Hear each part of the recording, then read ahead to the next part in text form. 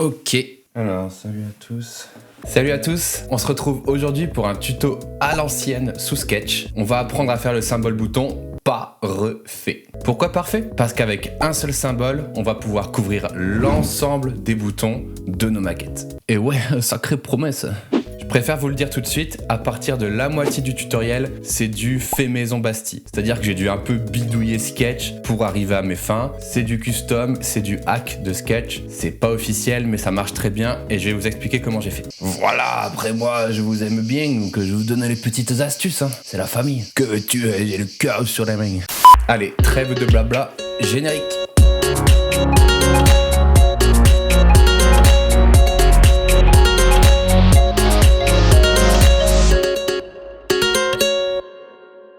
Alors, pour vous donner un peu le menu du jour, voilà ce qu'on va réussir à faire. Un symbole bouton dans lequel on peut paramétrer la couleur d'arrière-plan et la couleur de premier plan. Dans lequel on peut aussi ajouter une icône à gauche, une icône à droite, les deux ou aucun des deux. Un peu comme dans le Burger Quiz du coup. Et bien sûr tout ça en auto-layout évidemment. Pour arriver à ça, on va faire deux grandes étapes. La première étape, on va créer un CTA classique avec le paramétrage du texte, de l'icône et de la couleur. Et ensuite, en deuxième partie, on va voir un peu mon petit hack pour améliorer tout ça.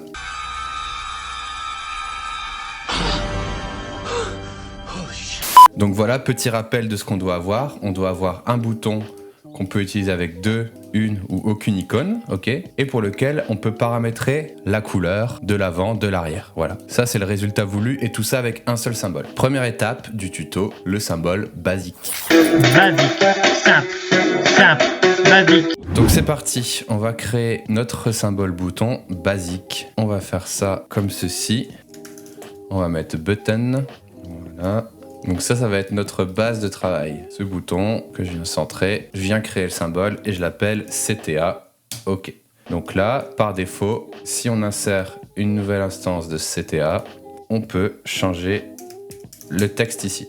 OK. Donc créer un symbole avec fond et texte. Renommer et organiser les overrides. Donc là, quand on regarde ici, on a le bouton, le texte, on va l'appeler ici label. Et le rectangle, on va l'appeler background.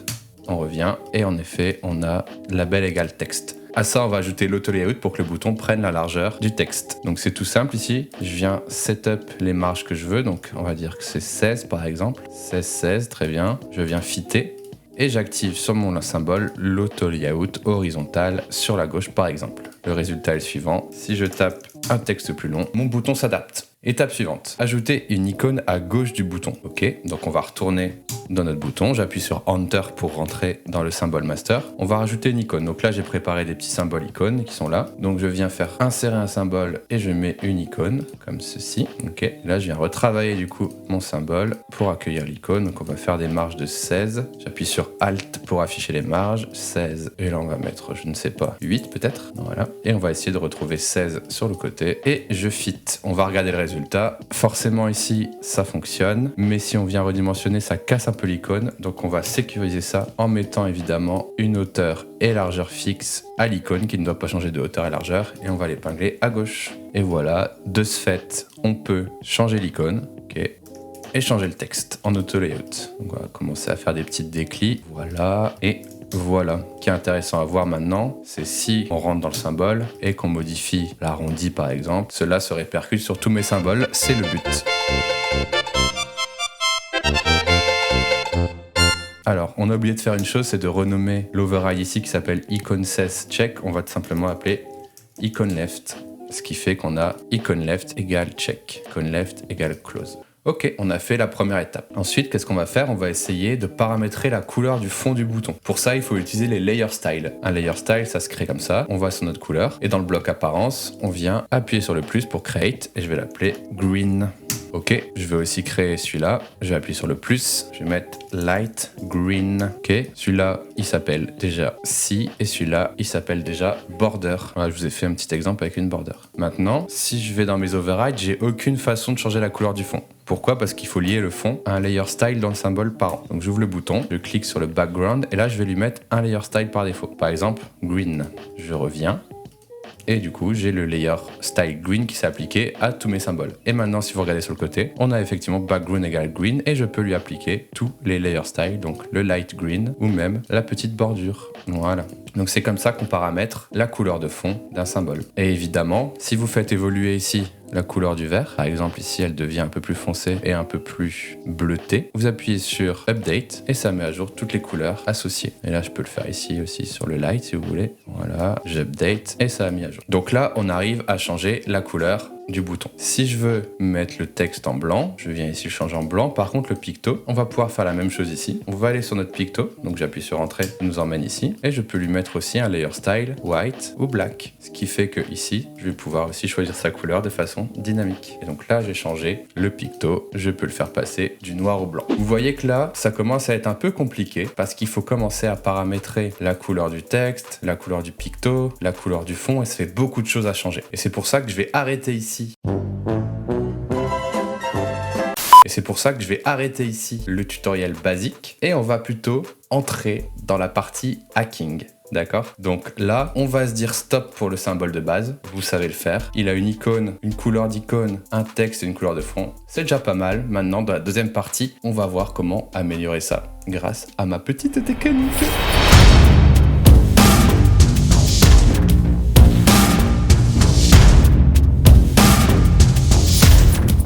Alors déjà, je récupère mes petits boutons ici. Le premier hack qu'on va faire, c'est imaginer une méthode pour pouvoir mettre soit la checks à gauche, soit la checks à droite. Donc premier réflexe qu'on a envie de faire, c'est ça. On vient agrandir ici, voilà. On vient mettre un peu plus de place. Ici, on duplique, on rajoute une icône. Attention, n'oublie pas de la renommer icône right, ok.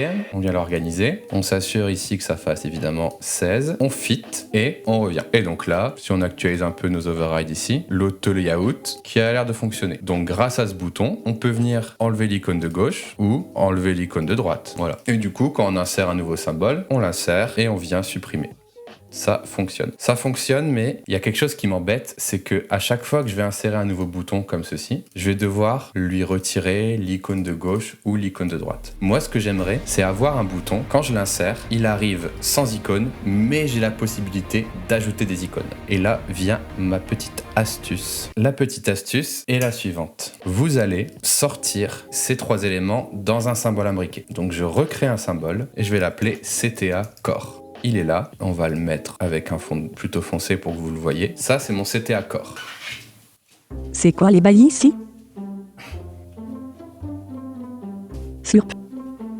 Donc, on sort le corps comme ça. On va devoir gérer déjà l'auto-layout du corps. Donc, on va lui mettre un auto-layout sur la droite. Et cette partie-là, on va la grouper et on va lui mettre un auto-layout sur la gauche. Pourquoi ? Je ne sais pas, c'est le hack qui veut ça. On l'avait vu dans un live ensemble. Ça permet à ce que quand on enlève une icône, ça revienne là, et ensuite ça revienne là, et ça se centre bien. C'est pas très clair, peut-être, c'est pas grave. Faites ce que je vous dis, vous verrez, ça marche. On peut tester, du coup, ici on a notre corps qui vient d'ici. On va tester si ça marche. Donc j'enlève l'icône de gauche, tac, ça se décale, ok. J'enlève l'icône de droite, tac, ça se décale, c'est bon. J'enlève les deux icônes. Tac, c'est bon, parfait. Donc là, mon corps, donc le centre de mon bouton, est responsive. Cool. Donc maintenant, on va le tester dans notre bouton global. Je teste, je réinsère un CTA, et en effet, si j'enlève suite gauche, mon bouton se redimensionne, suite droite aussi. C'est nickel. Maintenant, on veut que le bouton arrive sans ces icônes. Et ben, je vais tout simplement les retirer, ici et ici. On va évidemment faire en sorte de nouveau que les marches soient respectées. On va remettre ça à la bonne taille. Et ce qui va me permettre assez magiquement, regardez, d'insérer un symbole CTA qui ne possède pas d'icône, mais d'avoir quand même sur le côté les paramètres me permettant d'ajouter des icônes à droite ou à gauche. Et voilà le petit hack. Pourquoi j'ai fait ce petit hack? Parce que la plupart des boutons qu'on insère n'ont pas d'icône, puis on la rajoute, plutôt que d'insérer des boutons à deux icônes et de retirer à chaque fois une ou deux. Voilà. Donc là, après, il suffit juste de cleaner un peu les overrides. Donc vous allez dans votre bouton, vous cliquez et vous désactivez les overrides qui ne servent pas, comme par exemple CTA Core, icône left on guard, label on guard, icône right on guard, background on guard. Et voilà, ça vous fait un symbole tout propre, voilà, dans lequel vous pouvez paramétrer les icônes. Donc là, on va faire des petits tests. On va reset, on va mettre continuer, on va mettre icône right, on va mettre un petit chevron, on va écrire suivant. Et on va mettre un petit valider.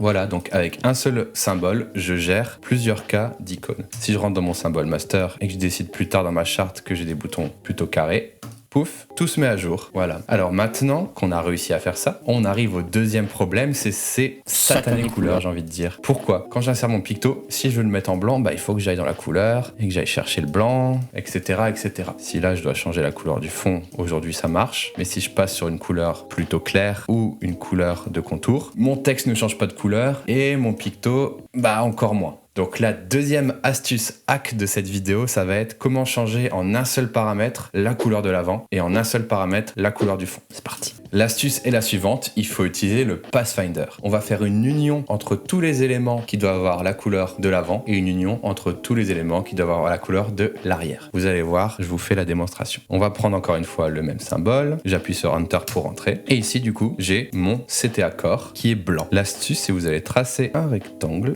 Je prends mon bouton et mon nouveau rectangle et on va faire une union. Pouf, on a lié le rectangle et le CTA. Si on déplie la combinée de shapes, on voit qu'il y a toujours notre symbole dedans. Donc c'est plutôt bon signe et on a notre rectangle. Si on prend notre rectangle et on vient par exemple le descendre un petit peu comme ça, qu'est-ce qu'on voit? On voit toujours notre CTA dedans. Et si je prends mon combiné de shapes et que j'applique par exemple la couleur violet et que je reviens, on voit que la couleur violette s'applique à notre union de symbole plus rectangle. Et si je tape salut à tous, Les amis, c'est David Lafarge Pokémon. paf, mon symbole contient Salut à tous les amis, c'est David Lafarge. Pokémon qui prend le violet.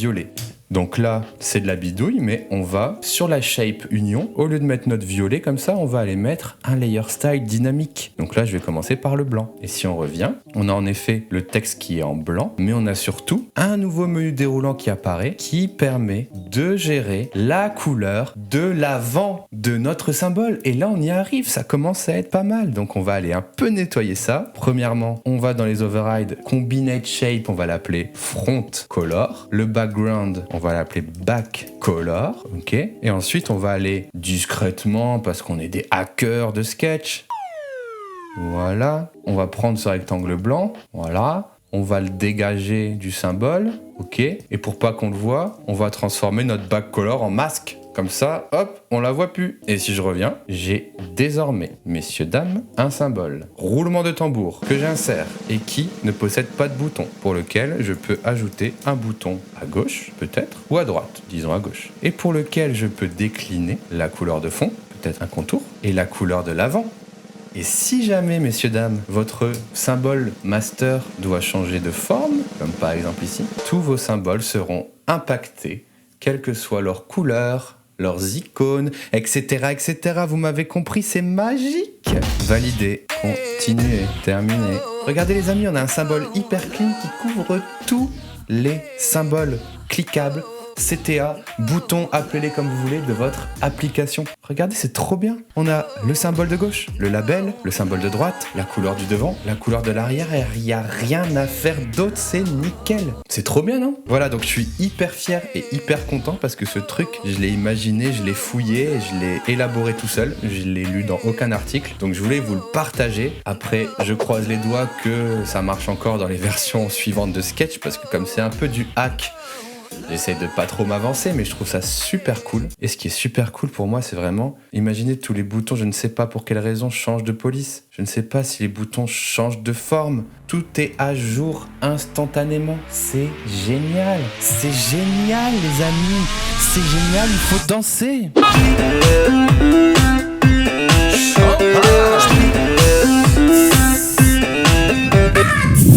Voilà, merci à tous d'avoir suivi cette vidéo. Évidemment, le fichier source que je viens de faire ici, je vous le mets en dispo dans la description. Dites-moi dans les commentaires si vous aimez ce genre de vidéo, parce que des astuces comme ça, moi j'en ai encore plein ma besace. Hein. En effet, ma besace en est pleine. Abonnez-vous, abonnez-nous, abonnez tous les membres de votre famille si vous le pouvez, ça me ferait vraiment plaisir pour soutenir la chaîne. Évidemment, activez la petite cloche aussi pour ne pas louper les prochaines vidéos. Suivez-moi sur mes fantasques réseaux sociaux. Pouloulou, je suis une moula, je suis en esprit, es-tu là? Esprit, es-tu là? Es-tu là? En attendant, je vous dis à la prochaine. Bisous les fratés.